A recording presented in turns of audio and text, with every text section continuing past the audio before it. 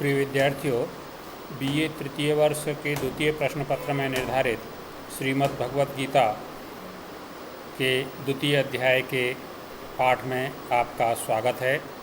हम इस अध्याय के 45 श्लोक पढ़ चुके हैं। आज उससे आगे पाठ प्रारंभ करेंगे। यावानर्थ उदपाने सर्वतः संप्लुतोदके तावान् सर्वेषु वेदेषु ब्राह्मणस्य विजानतः।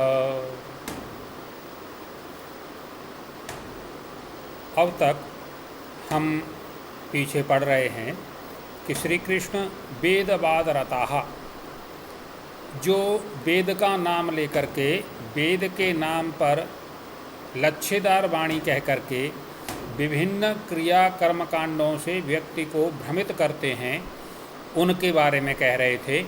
अब यहाँ कह रहे हैं यावान अर्थ उदपाने सर्वतः संप्लुतोदके तावान सर्वेषु वेदेषु ब्राह्मणस्य विजानतः।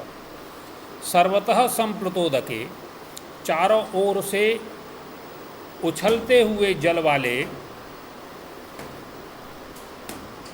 तालाब के प्राप्त हो जाने पर, उदपाने छोटे से तालाब में, यावन अर्थः जितना प्रयोजन रह जाता है, तावत उतना ही विजानतः ब्राह्मणस्य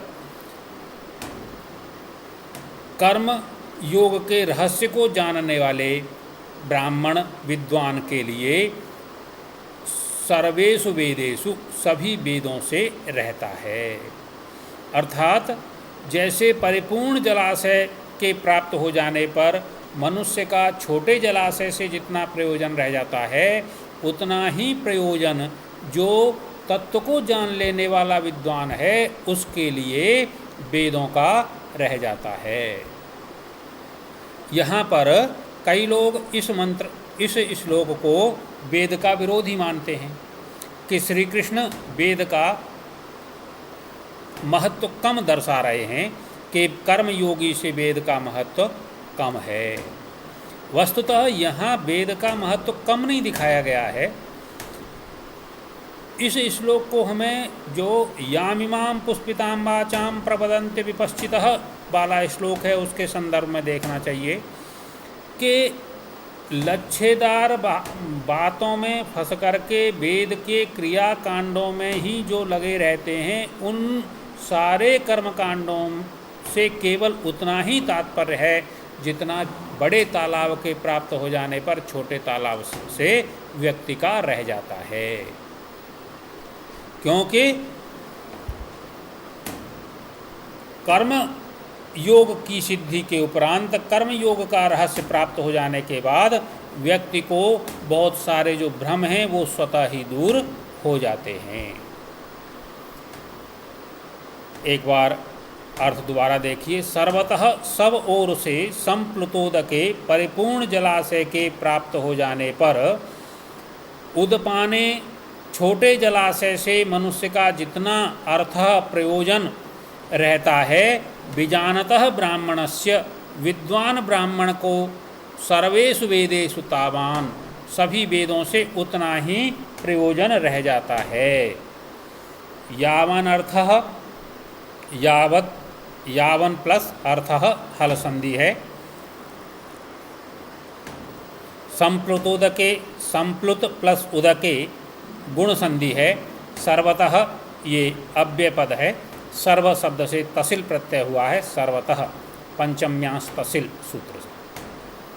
अगला श्लोक। कर्मण्येवाधिकारस्ते मा फलेषु कदाचन मा कर्म फल हेतुर्भू मा ते संगोस्त्व कर्मणि। ये बहुत प्रसिद्ध श्लोक है। कर्मण्येवाधिकारस्ते मा फलेषु कदाचन। हे मनुष्य, तेरा कर्म करने में ही अधिकार है। मा फलेषु कदाचन, और फलों के लिए, फल के विषय में तुझे कभी भी नहीं सोचना चाहिए। माँ कर्म फल हेतुर्भू, और ऐसा भी न हो कि कर्म फल को प्रयोजन मान के ते अकर्मणि संगः अस्तु, तेरा अकर्म में संग हो जाए, तेरा कर्म न करने में आसक्ति, तेरी कर्म न करने में आसक्ति हो जाए। ते कर्मणि एव अधिकारः, श्री कृष्ण अर्जुन से कह रहे हैं कि अर्जुन तेरा केवल कर्म करने में अधिकार है। फलेषु कदाचन मा, कर्म के फल में तेरा कभी भी अधिकार नहीं है। माँ कर्म फल हेतुर्भू, और कर्म फल हेतु, कर्म के फल का प्रयोजन माँ भू नहीं हो। क्या नहीं हो? ते अकर्मणि संगः अस्तु, तेरे क्योंकि मुझे कर्म का फल नहीं मिल रहा है, इसलिए तेरा अकर्मणि कर्म न करने में संगह आसक्ति न हो। ये गीता का बड़ा महत्वपूर्ण श्लोक है।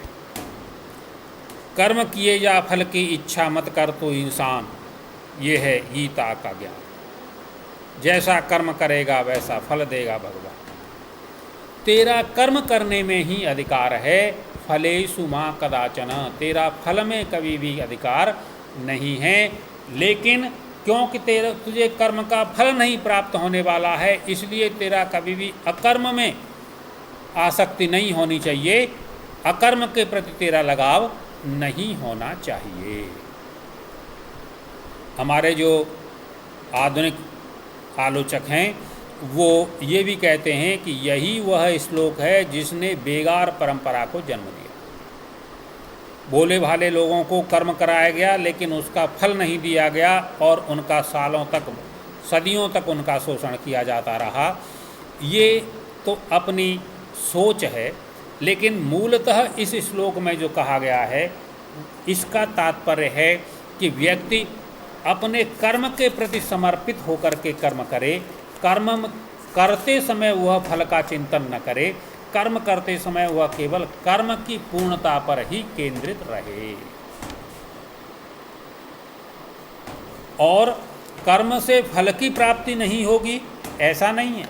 कर्म से फल की प्राप्ति अवश्य होगी, लेकिन कर्म फल को ध्यान में रखने के कारण कई बार व्यक्ति की अकर्म में गति हो जाती है, वह कर्म से विरत हो जाता है। तो उस स्थिति के लिए कह रहे हैं कि कर्म फल पर ध्यान न देने का तात्पर्य यह नहीं है कि तुम अकर्म में रत हो जाओ, कर्म से विरक्त हो जाओ। कर्म करते हुए कर्म के फल से ध्यान हटाकर कर्म की पूर्णता पर ध्यान केंद्रित करो। यही इस श्लोक का सार है।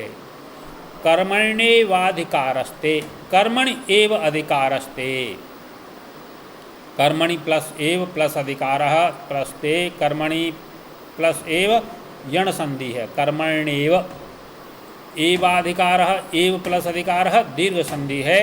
अधिकारस्ते यहाँ पर विसर्ग संधि है। फलेषु सामान्य शब्द है। संगोस्त्व कर्मणि, संगः प्लस अस्तु पूर्व रूप संधि है। अस्तु प्लस अकर्मणि यहाँ पर यण संधि है। तो फिर क्या करें? जब फल की चिंता नहीं करें, अकर्म का भी चिंतन न करें, तो श्री कृष्ण आगे कह रहे हैं, योगस्थ कुरुकर्माणि संगम त्यक्त्वा धनंजय, सिद्ध सिद्धयो समो भूत्वा समत्वम योग उच्यते। हे धनंजय, संगम त्यक्त्वा, कर्म फल की आसक्ति का त्याग करके योगस्थ, कर्मयोग में स्थित होकर कर्माणि कुरु। अब प्रश्न आया कि योगस्थ कर्माणि कुरु, तो योग क्या है? तो कह रहे हैं सिद्ध सिद्धयो समो भूत्वा, सिद्धि और असिद्धि में समत्व भाव और कर्म कर्तव्य भाव से कर्म का संपादन, यही योग है। समत्वम योग उच्यते। यह जो सिद्धि असिद्धि, हानि लाभ, जीवन मरण, इनके प्रति समान बुद्धि का भाव है, यही समत्व बुद्धि ही योग कहलाती है। एक बार दोबारा अर्थ देखिए।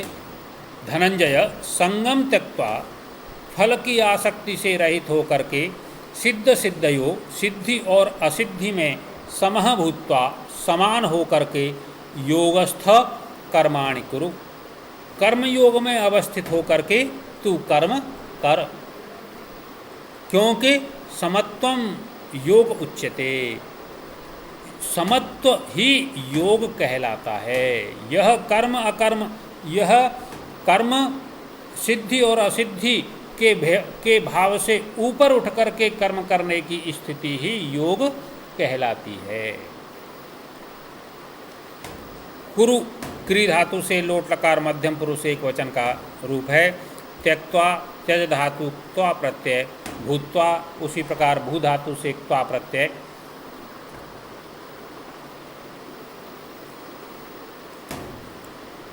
अब अगले श्लोक में बता रहे हैं कि कर्म फल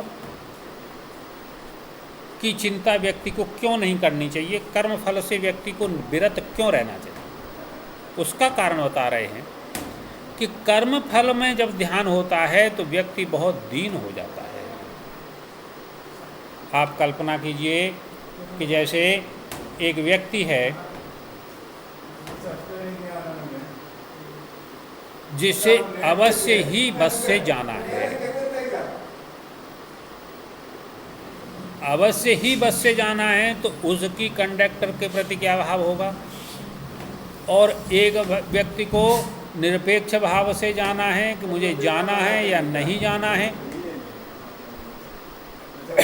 ये समत्व बुद्धि है, तो उसका क्या भाव होगा। तो जो फल का हेतु है, जिसकी जाना जिसे जरूरी है, वह कृपणता को प्राप्त हो जाता है, वो दीनता को प्राप्त हो जाता है। उसी को श्री कृष्ण कह रहे हैं, दूरेण ह्यवरम कर्म बुद्धि योगात् धनंजय, बुद्धौ शरणमन्विच्छ कृपणः फलहेतवः। बुद्धि योगात् कर्म दूरेण अवरम। अर्जुन, बुद्धि योग से सकाम कर्म अवरम अत्यंत ही निम्न श्रेणी का है। इसलिए धनंजय, बुद्धौ शरणम अन्विच्छ, तू समत्व बुद्धि में ही अपनी शरण का अन्वेषण कर, ढूंढ, बुद्धि योग का ही आश्रय ग्रहण कर।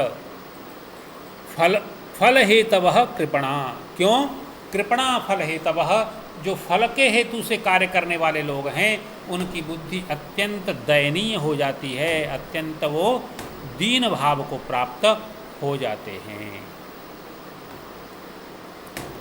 व्याकरणात्मक टिप्पणी देखिए, यवरम ही प्लस अवरम यण संधि है। बुद्धि योगात् धनंजय, बुद्धि योगात् प्लस धनंजय हल संधि है। बुद्धौ, बुद्धि शब्द सप्तमी व्यक्ति एक वचन। फल हेतवः, फलानाम हेतवः, फल हेतवः षष्ठी तत्पुरुष समास है। आज यहीं तक, कल अगले पाठ में आगे पढ़ेंगे। धन्यवाद।